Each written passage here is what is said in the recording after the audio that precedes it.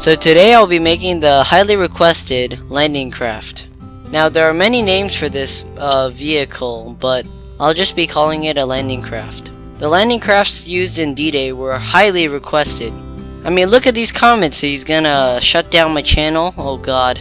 But I probably got a lot of requests for this thing because I used it in my D-Day video. And also I realized how terrible my voice was in the D-Day video. Are seen by the Germans. As landing crafts head towards the beach, many soldiers get seasick because of the meal they had this morning. So here are all the comments that requested this. So anyways, this LVCP landing craft was used to transport soldiers onto beaches. And it was a very iconic vehicle from D-Day. So since this person triple dared me to... How many dares is that? Oh, it's sextuple. This man sextuple dared me to do this. So I finally made it. And look at this crap, it can actually float. Like, what the hell? I don't think it'll be able to float for long, but look at this. It's made out of freaking cardboard.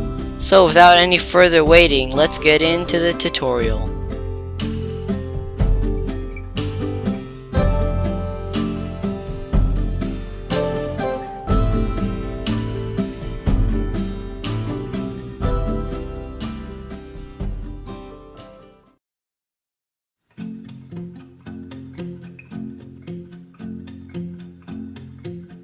To start off, here's a reference image. So anyways, I really don't know why you guys wanted me to make this thing. It's basically just a gray box that floats on water. It's not that hard to make.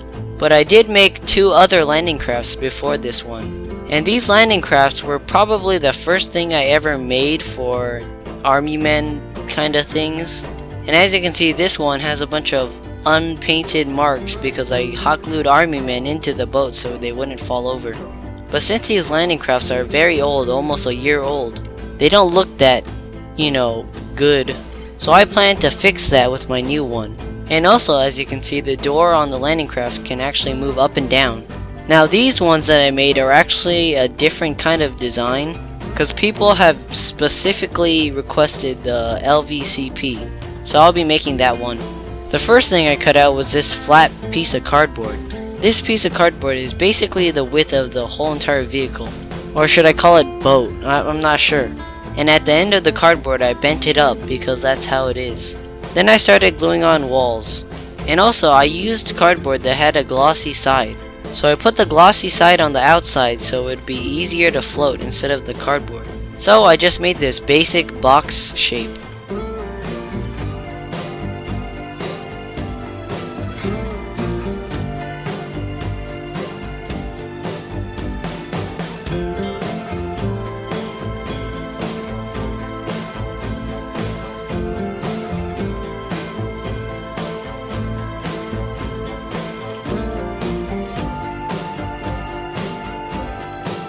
Then I glued on this wall, which will be the back of the landing craft. And also I glued on this other wall, which will separate the driver and the troopers. And I also added a roof for the back piece. Then I glued on this piece of cardboard that's bent. And then I used a knife to cut open these machine gun holes.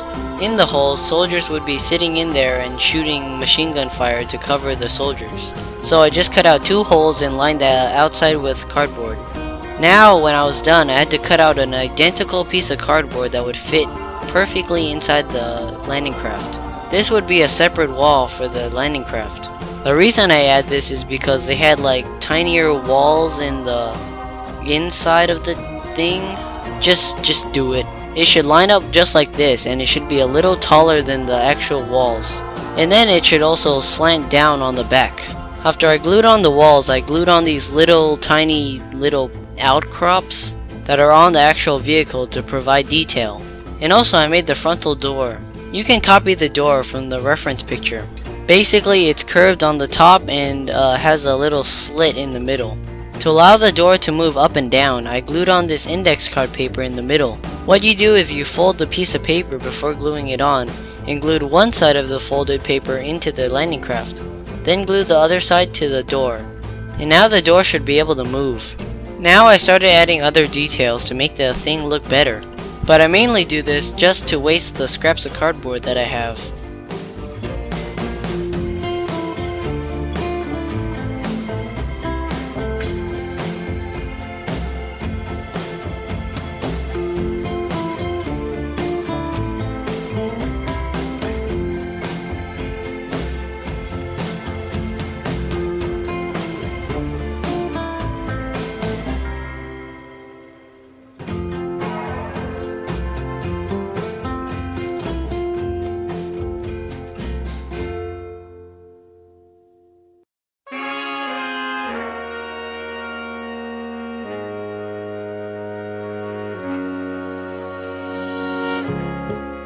When you're done adding all those details, I wanted to add these rusted scratch marks. Basically, I had this bottle of super glue that didn't have a cap anymore, so I really wanted to use it up. So I decided to make scratches out of them.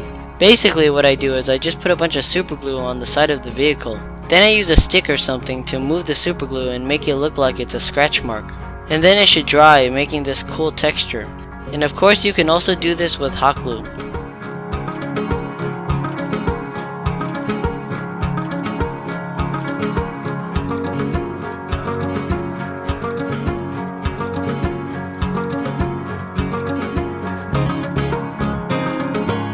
When all those things are dry, because you don't want to touch a landing craft with a bunch of super glue on it, you can paint it.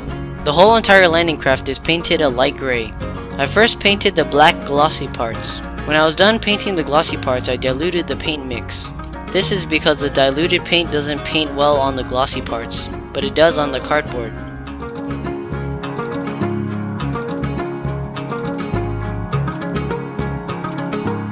Now, after you're done painting the whole entire vehicle, I got this rusty color, and I added it to the textured places.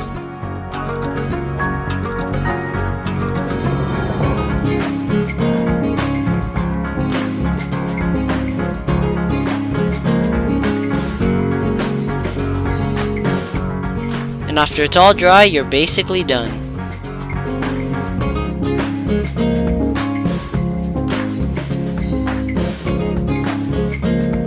So thank you all for requesting the landing craft. If you really wanted it, I'll be glad to make it.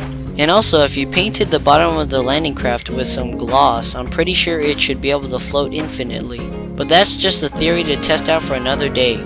And also, here's an image of the thumbnail that I used for this video. I was really proud of how I photoshopped the whole entire thumbnail. And if you think the thumbnail is a little bit clickbait, I really wanted to photoshop the thumbnail because it wouldn't look good in a pool.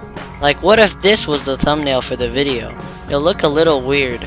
And since I was really proud of this thumbnail, I decided to make a time lapse of it right here.